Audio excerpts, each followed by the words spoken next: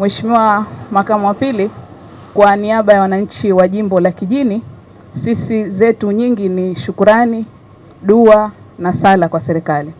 Mheshimiwa Makamu, kwa niaba ya wananchi wa Kijini tunatoa shukrani zetu za dhati kwa Serikali ya Mapinduzi ya Zanzibar chini ya uongozi mahiri wa Mheshimiwa Rais wa Zanzibar na Mwenyekiti wa Baraza la Mapinduzi Daktari Hussein Ali Mwinyi, pamoja na ushirikiano wako mkubwa ambao ukiwa kama mtendaji mkuu wa serikali, ambapo unaendelea kumshauri vyema katika kuhakikisha kwamba miradi mikubwa ya kimkakati inaendelea kufanyika ndani ya Zanzibar.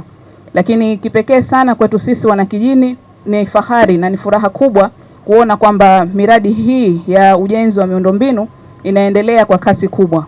Mheshimiwa Makamo, barabara hii ambayo inaendelea na ujenzi ilikuwa ni kilio kikubwa kwa wanakijini takriban karne moja tunasema.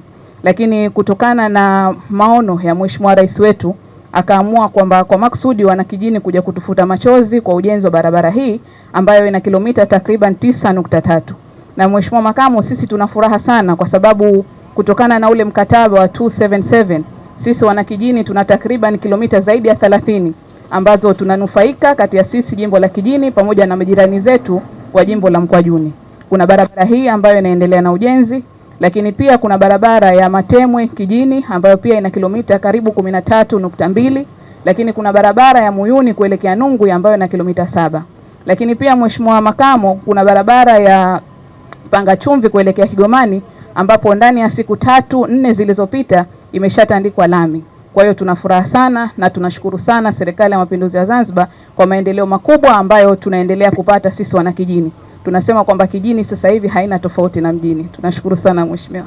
Kutokana na thamani na kujali taarifa kutoka sehemu mbalimbali, Al-Fatah TV Online inaomba ushirikiano wako mtazamaji, kutoka popote ulipo, kutupa taarifa za matukio mbalimbali ili tuyafanyie kazi na kuyarusha hewani, kama vile taarifa, habari, mikasa au matukio. Si hayo tu, pia unaweza kutupa taarifa kuhusu watu wanaokabiliwa na matatizo mbalimbali ya kimaisha ili tuyafanyie kazi kupitia jumuiya yetu ya kutoa misaada muhimu ya kijamii, Al-Fatah Charitable Association Zanzibar.